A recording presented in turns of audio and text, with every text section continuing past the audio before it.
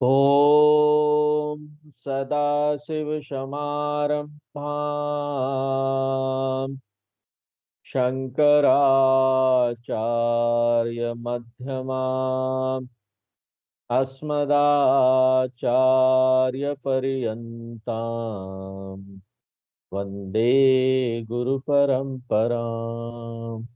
ओ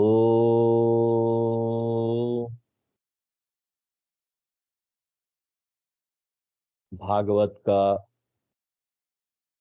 तीसरा स्कंद और इसमें जो विषय चल रहा है वो सर्ग और विसर्ग का। सृष्टि कैसे बनी उसका वर्णन चल रहा है और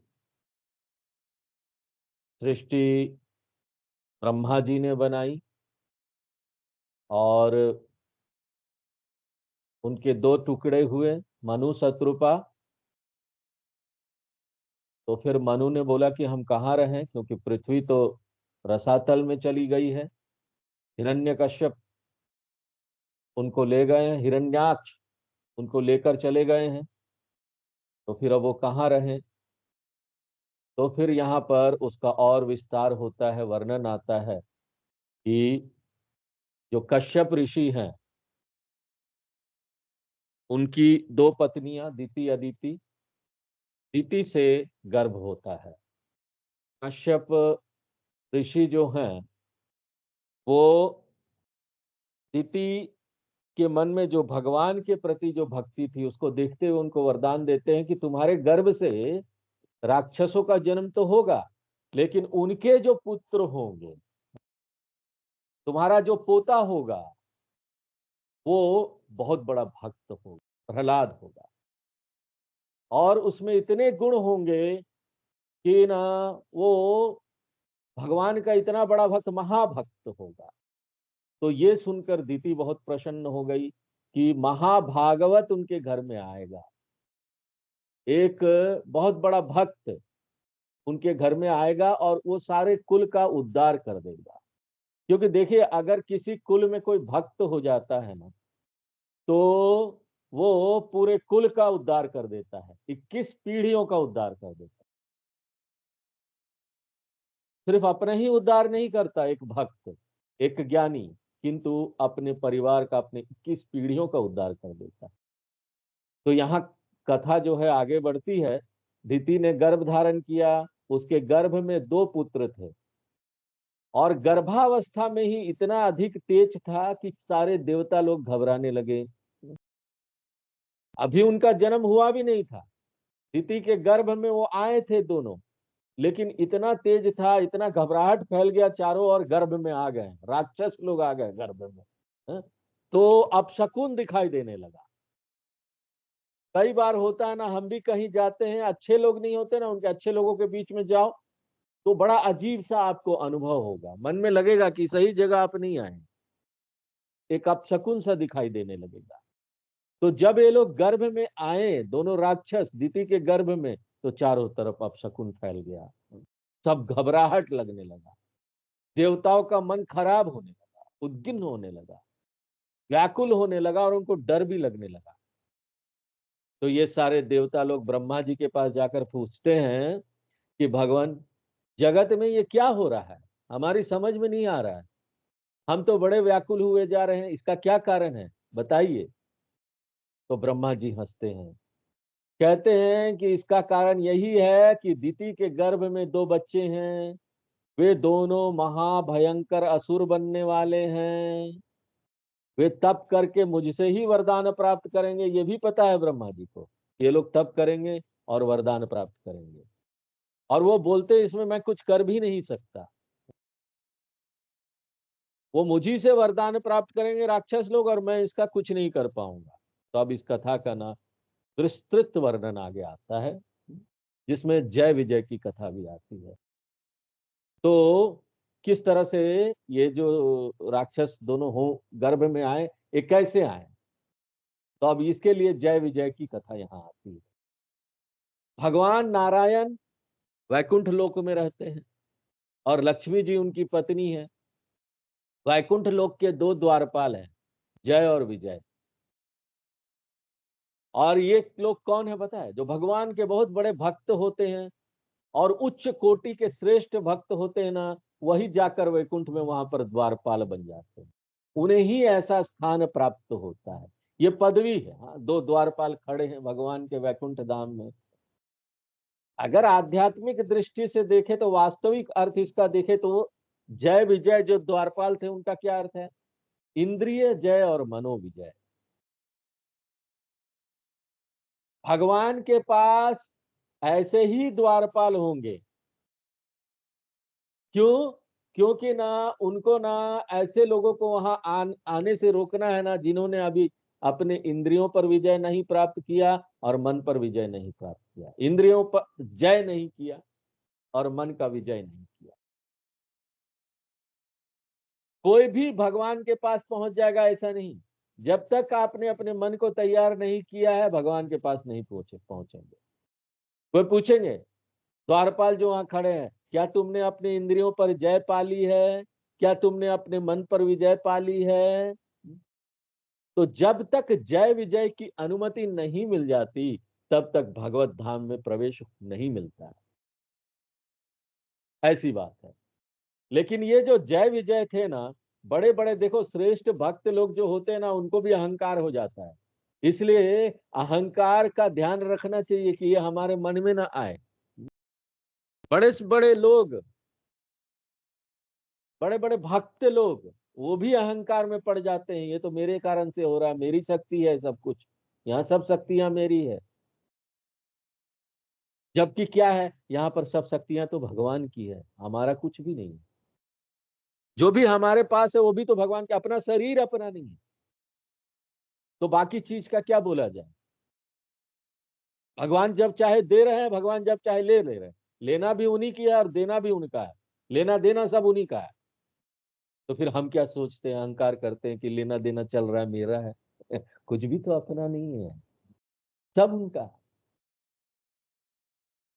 लेकिन ये जय विजय को एक पद क्या मिल गया, वैकुंठ धाम के द्वारपाल क्या हो गए, वो तो बड़े अहंकार में आ गए। कभी कभी देखो, हमको भी मनोजय और इंद्रिय जय का भी अभिमान हो जाता है। कई लोग बड़े भक्त और साधक बन जाते हैं ना, हमारी साधना तो बड़ी हो गई है, वो सोचते हैं हमने तो बड़ी इंद्रियों पर विजय प्राप्त कर ली, हमने तो बड़े मन पर विजय प्राप्त कर लिया, जय और विजय कर लिया। हम सोचते हैं हम इंद्रियों पर हमने जीत हासिल कर लिया, मन को जीत लिया है। जहां ऐसा सोचे नहीं ना, वहीं वैकुंठ से नीचे गिर जाते हैं। वैकुंठ मन की एक स्थिति है, आप समझिए। पुराणों में इसी को प्रतीक की भाषा के रूप में यहाँ पर बताया जाता है। वहां वैकुंठ है, वहां द्वारपाल है, जय और विजय है।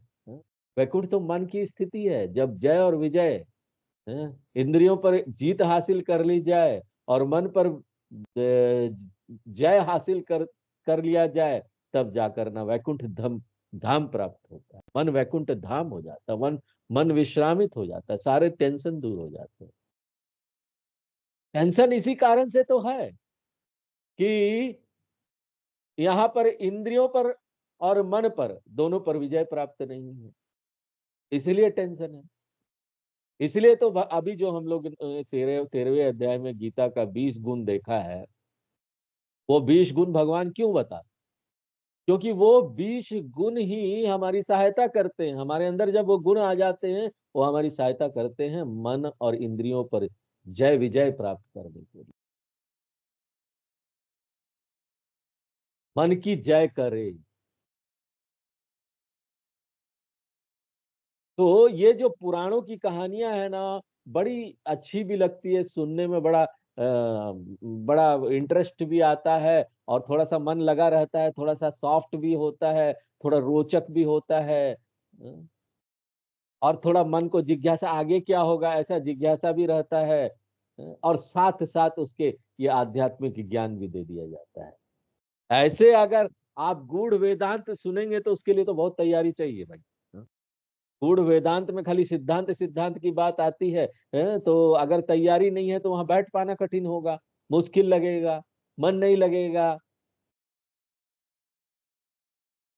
तो ये जो पुराणों की कहानियां है ना, उसमें भी वही ज्ञान दिया गया है, बड़ा मनोविज्ञान है और व्यवहार के साथ दिया गया, वहां मनोविज्ञान भी पता चलता, खाली सिद्धांत नहीं है, खाली आध्यात्म ज्ञान नहीं है।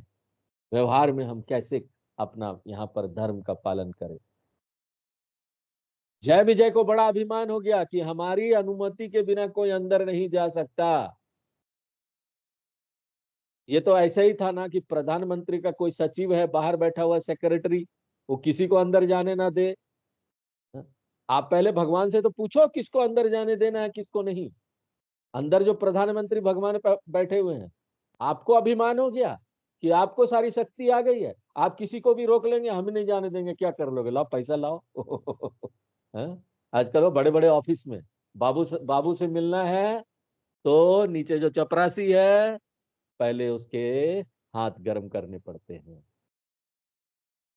तो इस तरीके से जय विजय वैकुंठ धाम में ऐसे खड़े हैं और वो सोच रहे हैं कि हम ही ये निर्णय लेंगे कि किसको अंदर जाने देना है किसको नहीं जाने देना है।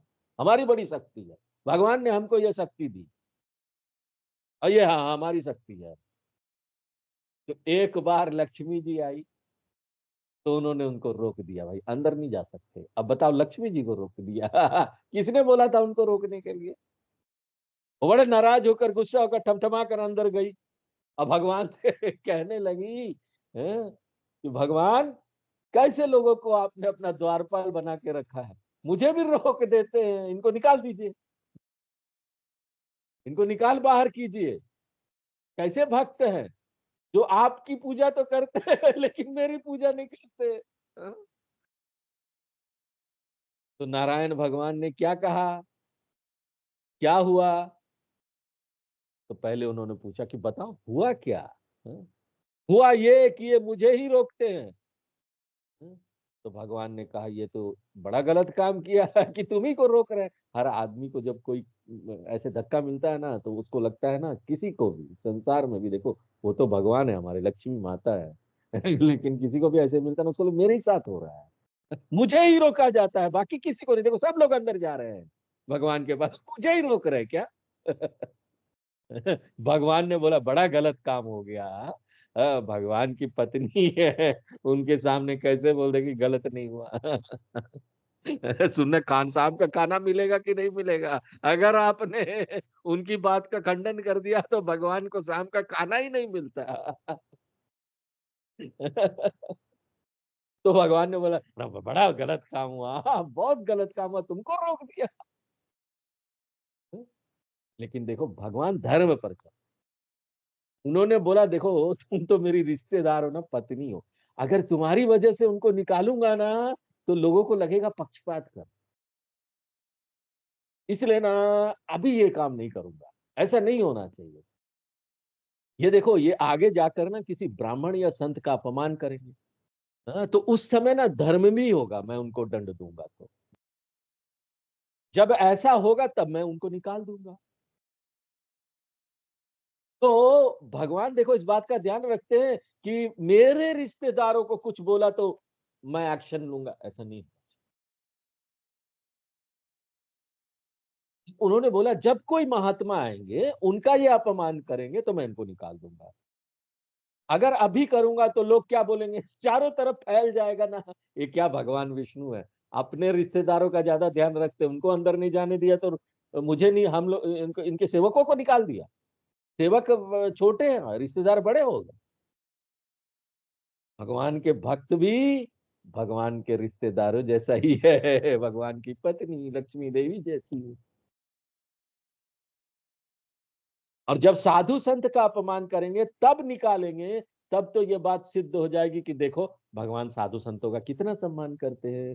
इसलिए व्यवहार में ना हमको सिर्फ धर्म का पालन नहीं करना, सिर्फ धर्म को ना पालन करते हुए दिखना भी चाहिए। हमको दिखाना भी चाहिए लोगों को, देखो हम धर्म का पालन कर रहे हैं, क्योंकि आपको देखकर लोग सीखेंगे।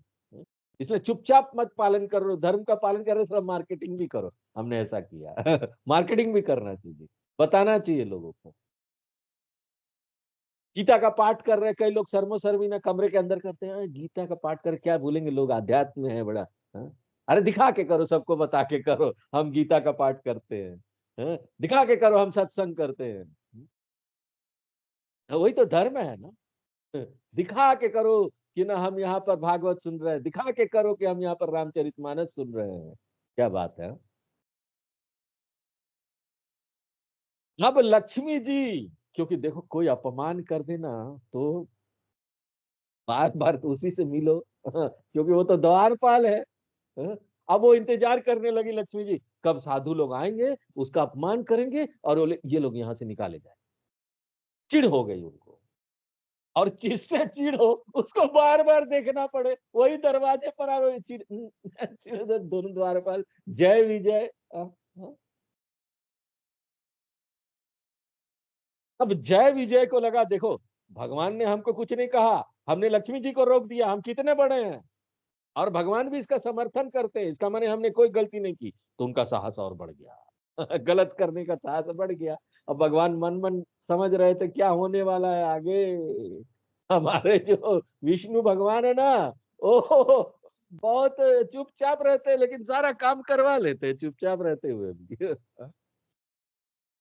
इतना बड़ा सरसैया, वो भी खतरनाक सांप के ऊपर लेटे हुए, सोचो डर भी नहीं है आराम से, वो भी बड़ा आराम से लेटे हुए। कोई कुछ पूरी दुनिया चल रही है लेकिन उनको कुछ, अरे कितना आराम है, उनका चेहरा देखो कितना आराम, और साथ में लक्ष्मी जी पांव भी दबा रही है हमारे स्वामी दयानंद जी बोलते हैं कि ना, जिस सरसैया पर भगवान लेटे हैं ना, सांपों की सैया पर, वो ना दुनिया का सबसे पहला स्प्रिंग कॉट है, स्प्रिंग कॉट खटिया होता ना स्प्रिंग वाला वो है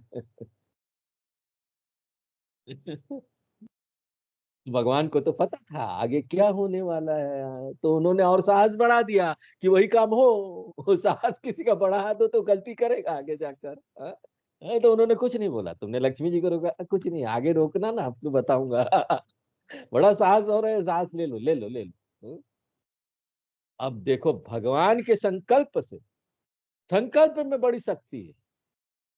आप बैठे बैठे यहाँ संकल्प करोगे ना, और भगवान से प्रार्थना करोगे ना, भगवान मेरा ये संकल्प, और धर्म से जीवन जिएंगे ना, तो आपका वो काम होगा जरूर। भगवान भी संकल्प से ही सारी सृष्टि की रचना करते हैं। हाँ? इतना अपने आप को साधना करके आप बनाइए कि आपका संकल्प काम आए। तो भगवान के संकल्प से सनत कुमार को वैकुंठ जाने की इच्छा हुई, आ रहे हैं महात्मा लोग सनत कुमार के मन में आ गया, हाँ, वैकुंठ जाना। भगवान ने संकल्प किया, उनके मन में आ गया।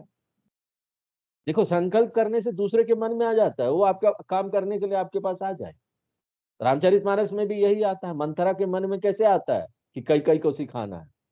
देवता लोग सरस्वती माँ को प्रार्थना करते हैं ना, हे माँ सरस्वती आप उनके मन में चले जाइए, प्रार्थना से काम हो गया माँ सरस्वती उनके मन में आप ऐसा डाल दीजिए कि वो कई कई को सिखाए, और राम जी वनवास में जाए, रावण को मारे, हमारा जो हमारा उद्धार हो। रावण बड़ा परेशान कर रहा है, हम लोग बड़े परेशान है।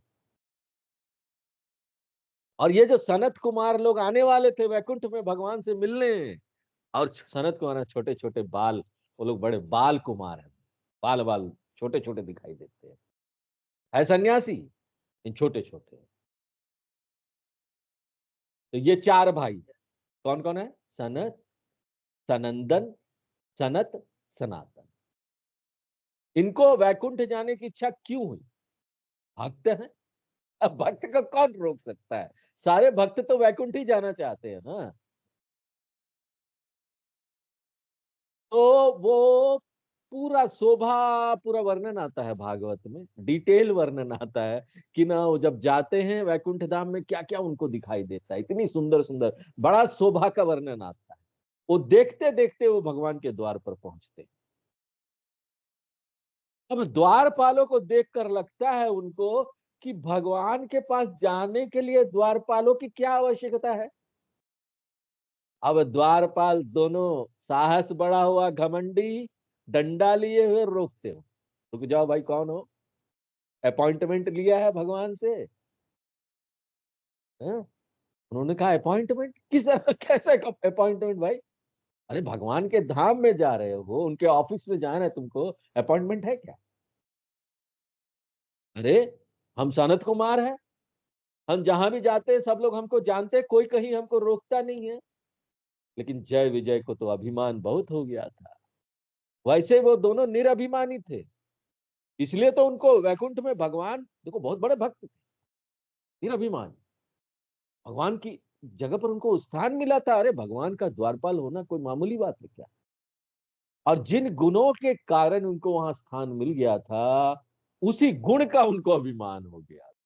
बड़े बड़े जो योगी लोग होते हैं ना, बहुत सिद्धि प्राप्त कर लेते हैं, उनको भी कभी कभी जो अभिमान हो जाता है, सिद्धि का अभिमान, ये नहीं होना चाहिए। उनको सिद्धि का अभिमान हो गया, तो उनके मन में राक्षसी वृत्ति आ गई। हाँ? तो उनसे जो अपराध हुआ सो तो हुआ, परंतु देखो सनत कुमार इतने शास्त्रों के ज्ञाता, सन्यासी, घूम घूम कर प्रचार कर रहे हैं सनातन धर्म का, ऐसे सन्यासी लोग, ऐसे साधना किए हुए लोगों को भी क्रोध आ गया। है तो ये बड़े ज्ञानी सनत कुमार लोग, इनको बताइए ज्ञानी को क्रोध क्यों आना चाहिए? नहीं आना चाहिए ना।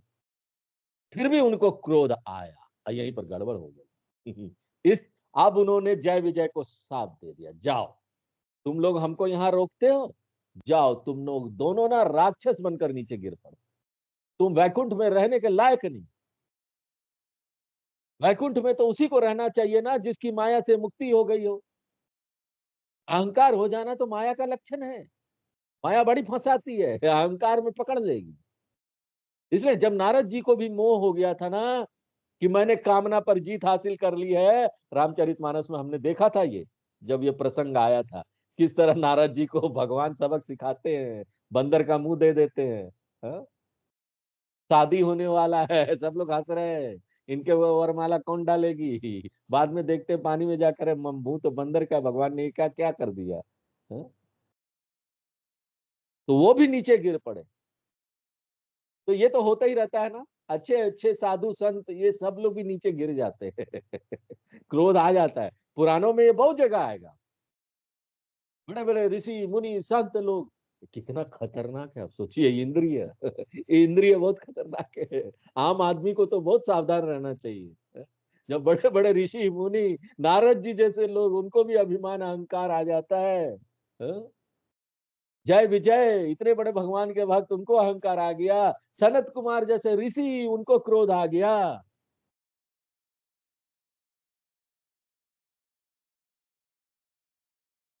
तो अब तो वो दोनों घबरा गए, जय विजय घबरा गए, क्योंकि सनत कुमार जैसे ऋषियों का साप तो बड़ा भारी साप होगा। ऐसा हो ही नहीं सकता कि वो नहीं होगा, जो उन्होंने बोल दिया वो तो होगा। एक बार ना हमने भी किसी को गुस्से में बोल दिया था, जाओ तुम नरक में जाओ। लेकिन उसका कुछ नहीं हुआ। अब हमारे बोलने से क्या होगा? अब वो सनत कुमार थे ऋषि, उनका साप बहुत प्रबल होता है, जो बोल दिए होगा। अब हमने सोचा हमें साप दे देगी तो होगा, कुछ नहीं हुआ उसका। हाँ? अब उनको ये बात समझ में आ गई कि वो शीघ्र ही राक्षस बन जाएंगे। अब राक्षस बनना ही बनना है। हाँ? तो वो क्षमा मांगने लगे, तो कहने लगे क्षमा कर दीजिए, हे ऋषिगण क्षमा कर दीजिए। तो उन्होंने कहा अपॉइंटमेंट, कोई अपॉइंटमेंट नहीं है। हाँ? अब ये सब जब शोरगुल होने लगा, तो भगवान ने अंदर से सुना, अपने ऑफिस में से, वैकुंठ धाम वाले ऑफिस से, सरसैया पर लेटे हुए ऑफिस, समुद्र वाला ऑफिस। सोचिए। शोरगुल सुना तो बाहर आ गए, क्या हो रहा है भाई, ये कौन इतना झगड़ा झगड़ा चल रहा है? जैसे ही विष्णु भगवान को देखा, जय विजय भी घबराने लगे और सनत कुमार को भी बुरा लगने। सनत कुमारों को लगा कि उनसे गलती हो गई, उनका कोई अधिकार नहीं था कि भगवान के लगाए हुए सेवकों को वो निकाल दे यहां से।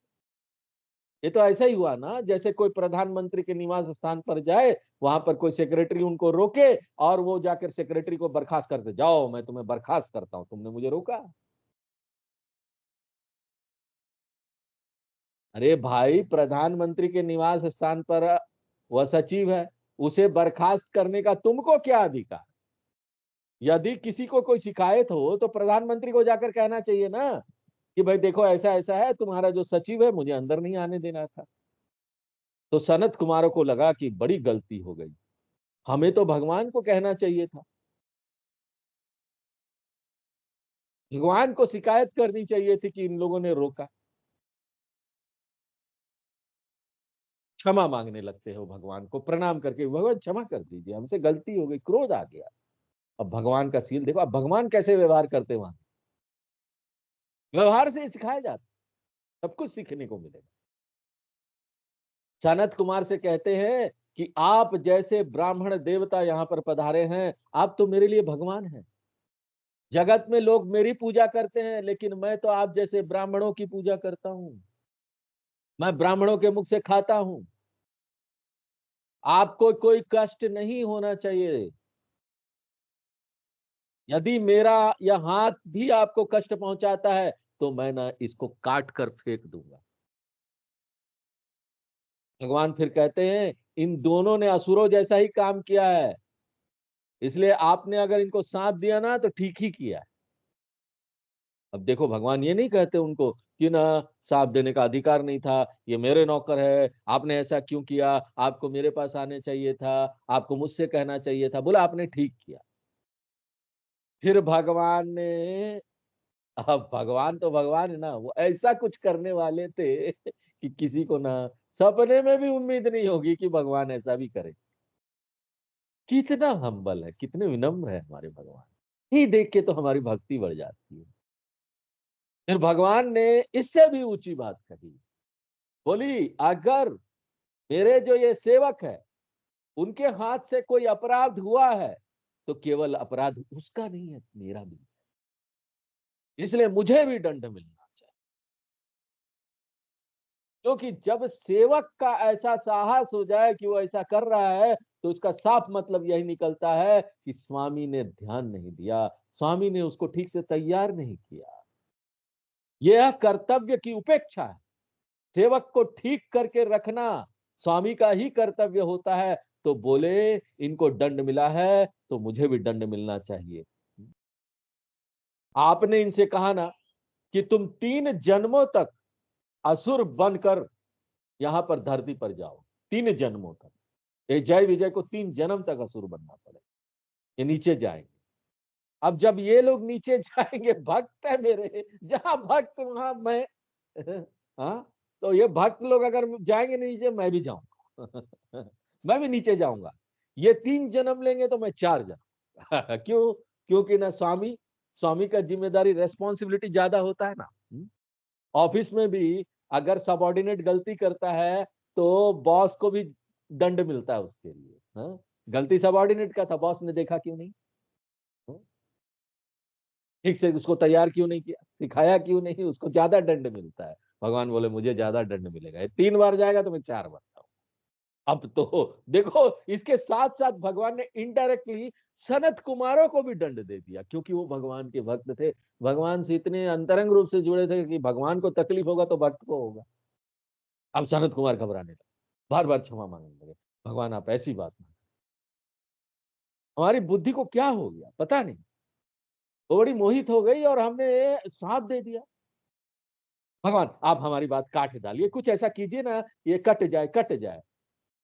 भगवान ने कहा एक काट डालने वाली बात नहीं है, ये कोई सरकारी काम नहीं है, आज बोला ये होगा तो कल बोला वो होगा। ये नहीं होगा, काट डालो अपनी बात को। मनसा वाचा कर्म, कई लोग एक नहीं होते, बोलते कुछ और है, सोचते कुछ और है, करते कुछ और है? सब में एका होता ही नहीं कई लोगों का, वो अपने प्रॉमिस या अपने वचन पर अडिग नहीं रहते। लेकिन ये तो भगवान थे और ये सनत कुमार थे। ब्राह्मण का साथ खाली नहीं जाना चाहिए। ये लोग जो सन्यासी लोग थे उन्होंने साथ दिया था, भगवान का काम था इस नियम को बनाए रखे। ये संविधान नहीं है बार बार बदलता रहे और संशोधन होता रहे तो सनातन धर्म है, सनातन रहता है, बदलता ही नहीं। धर्म है, धर्म बदलेगा नहीं, हम यहाँ बदलते रहेंगे, रिश्तेदार आएंगे जाएंगे, लोग आएंगे जाएंगे, हमारा शरीर आएगा जाएगा, लेकिन धर्म पर अडिग रहे। धर्म पर तो मरना भी सही, मर भी जाओ ना धर्म का पालन के लिए तब भी सही। तो भगवान ने बोले ये बात तो नहीं बदलेगी। अब ये साथ दिया है आपने तो ये होकर रहेगा। ये जय विजय है, नीचे जाएंगे, दिति के गर्भ में जाएंगे और हिरण्याक्ष और हिरण्यकशिपु बनकर आएंगे। दो राक्षस, यही जय विजय वो राक्षस है। देखो अब वहां पर राक्षस बन गए, यहाँ पर भगवान के भक्त द्वारपाल, देखो द्वारपाल जाके राक्षस बन गए। तो कौन किस जन्म में कैसा बनने वाला है तो भगवान ही जाने, उन्हीं की कृपा है भाई, कौन कैसा बनेगा किस जन्म में। इतने बड़े भक्त राक्षस बन गए। सनत कुमार का साथ सिद्ध होना ही था, उसके लिए कश्यप ऋषि और दिति का गलत प्रकार से संयोग होना ही था। उनके मन में ऐसी इच्छा, शाम के वक्त ऐसा करो, हमारी इच्छा पूरी करो, और गर्भ ठहर गया। और ये अधर्म होना जरूरी था, तभी तो ऐसे बच्चे पैदा होते, तभी तो जो साथ दिया गया था वो पूरा होता। कैसे जुड़े हुए तार देखो दुनिया में एक दूसरे के प्रति। परिस्थिति एक से लिंक नहीं, कई लोगों से यहाँ पर लिंक होता है। आपके जीवन में कोई परिस्थिति आई, वो कितने लोगों से जुड़ा हुआ है। इसलिए पूरी दुनिया, ऐसे आप देखते जाएंगे ना, पूरी दुनिया ही जुड़ी हुई है। एक तार कहीं हिलता है ना, वो तार कहीं दूर किसी दुनिया के कोने में किसी और को इसका प्रभाव डालता है। घूम फिर के वो यही आने वाला है। इसलिए दिति के मन में असमय कामना जब गई, समय था नहीं, कामना आ गया। दुनिया में कार्य कारण की परंपरा चलती रहती है, इसका कोई ठोर नहीं है। इसका अंत कहाँ, कैसे शुरू हुआ, क्या हुआ, ये बड़ी लंबी चलती, इसको पार पाना, पता कर पाना भी कठिन। इसलिए उसके मन में ऐसी वृत्ति आई, कश्यप ऋषि के मन में भी यह वृत्ति आई कि चलो ठीक है, इसकी इच्छा पूरी कर देते हैं।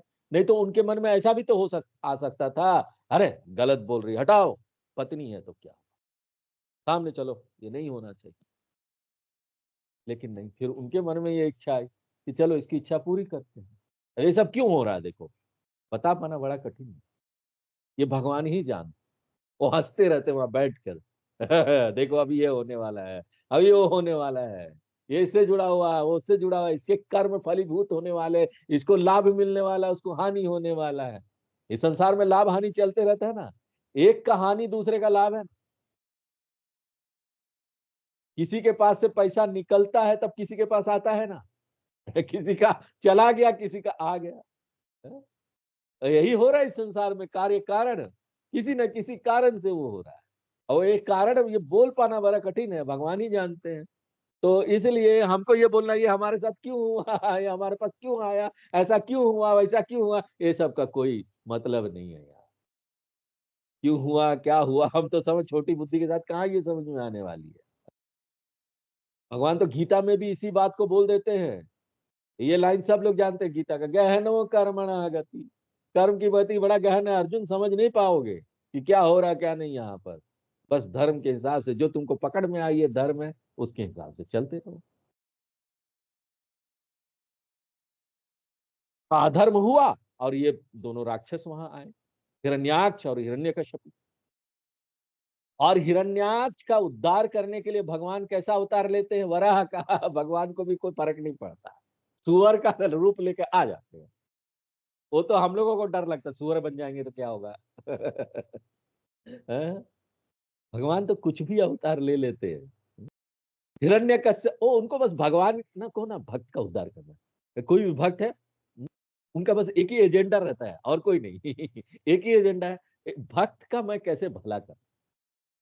इसलिए ना हम लोग अपने अपने ताकत पर ना ज्यादा भरोसा करते हैं हमारा बड़ा ताकत है, बहुत ताकत है आपका, जरा अपना ताकत से कुछ करके दिखाओ, कुछ नहीं होगा इसलिए भगवान पर भरोसा करके वो ताकत वहां से लेनी चाहिए और उस ताकत से फिर आगे काम करना चाहिए।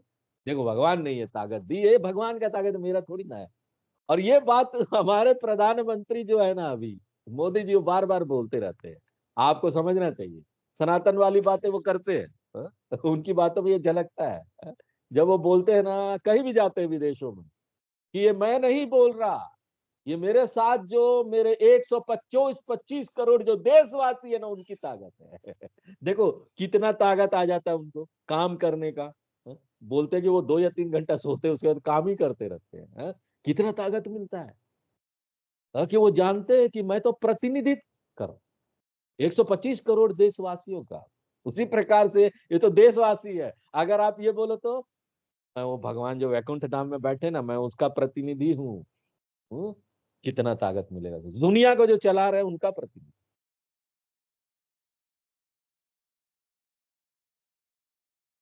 कितना ताकत प्राप्त हो। और हिरण्यकश्यपु का उद्धार करने के लिए भगवान नरसिंह अवतार लेकर आए। एक वराह अवतार, कभी सुअर बन जाते हैं, कभी आधा आदमी आधा शेर बन जाते हैं। हाँ? और प्रहलाद को बचा ले। इसके बाद ये दोनों ना, यही दोनों जय विजय, तीन तीन जन्म लेना है ना धरती पर उनको, तो यही जय विजय रावण और कुंभकर्ण बनकर आए।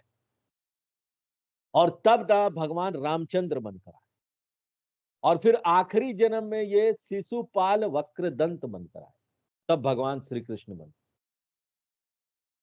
और उनका उद्धार किया। देखो अब इस प्रसंग को अच्छी तरीके से समझने की आवश्यकता है। जहां अभिमान होगा वहां हम वैकुंठ से गिरने लायक हो जाए। सनत कुमार को वहां क्रोध आया, कोई उचित बात नहीं थी, लेकिन भगवान की उदारता देखो, उन्होंने उस सांप को स्वीकार कर लिया और उस दंड को अपने ऊपर ले लिया। भगवान चाहते तो उसको कैंसिल कर देते, कैंसिल, सांप को कैंसिल करो, काट देते, लेकिन उन्होंने काटा नहीं। अब शुरू में तो आप सतही तौर पर देखेंगे ना, तो ऐसा लगेगा देखो भगवान ने अपने भक्तों की रक्षा नहीं की, भक्त को गिरा दिया। लेकिन सच बात यह है ना कि भगवान कभी भी अपने भक्त को नहीं छोड़ते। वो तो कहते हैं भले ही इन्हें आसुरी योनि में जाना पड़े, मैं इनको तब तक नहीं छोड़ने वाला हूं जब तक इनका उद्धार ना हो जाए, मैं भी इनके पीछे पीछे आऊंगा। हैं? भगवान अपने भक्तों को छोड़ते नहीं, जहां जा रहे हैं चलो भैया, हैं? तुम्हारे पीछे पीछे आ जाऊंगा। हैं? तुम्हारा उद्धार किए बिना मैं तो रहूंगा नहीं। मेरी तो ऐसी प्रकृति है। उद्धार करो, जो भक्त हो गया उसको उद्धार करो। अरे भगवान लोग ऐसे हैं, इतना सुंदर है। चलो आज यही विराम देते हैं, आगे फिर